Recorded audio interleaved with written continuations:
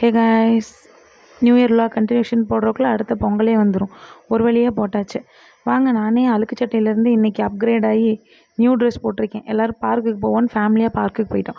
வாங்க ஃபோட்டோ எடுக்கலாம். நானும் எவ்வளவோ கூப்பிட்றேன். ஆளுக்கு ஒரு பக்கம் பாராக்கு பார்த்துட்ருக்காங்க. போங்க, நீங்களே என் ஃபோட்டோக்கு வருவீங்கன்னு ஒரு நாள் ஏங்கணுன்ட்டு நானே வளைச்சி ஃபோட்டோ எடுக்க ஆரம்பிச்சிட்டேன். ஷஃபி நீயாவது ஜோடியாக எடுக்கலான்னா அங்கே ஷஃபிக்கு ஒரு ஃப்ரெண்டு. சரி, ஓகே ஃப்ரெண்ட்ஸ் என்ஜாய் பண்ணுங்கள். ஒய்ஃப் ஃப்ரெண்ட்ஸ்கிட்ட பேசுகிறத டிஸ்டர்ப் பண்ணக்கூடாதுன்னு விட்டுட்டேன். அப்புறம் என் பொண்ணை எங்கள் தம்பிகிட்ட ஒப்படைச்சிட்டு நீ பார்த்துக்கடா தம்பின்னு அவன்கிட்ட சிக்க வச்சுட்டு நான் எஸ்கேப் ஆகிட்டேன். அங்கே ஒரு யூடியூபர் பார்த்தது எனக்கு நானே செல்ஃப் மோட்டிவ் கொடுத்துட்டு நம்மளும் பிகம் யூடியூபர்னு என் பொண்ணை பார்த்தா பிரமிட் ஏறிட்டு இருக்கான். விழுந்துருவாளோன்னு ஒரு பயம். எங்கள் அப்பா கிட்ட யார் திட்டுவாங்கிறது.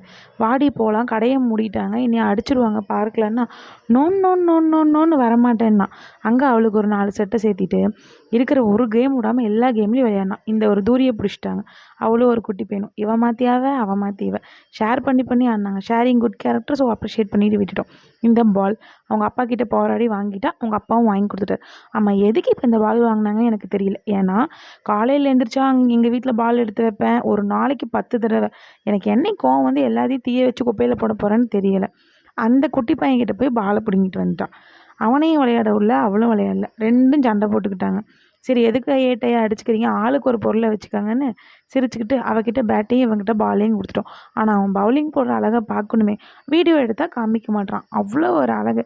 பசங்க பவுலிங் போடுறதே அவ்வளோ அழகாக இருந்துச்சு பார்க்குறக்கு. அவங்களுக்குள்ள சமாதானம் ஆயிட்டாங்க.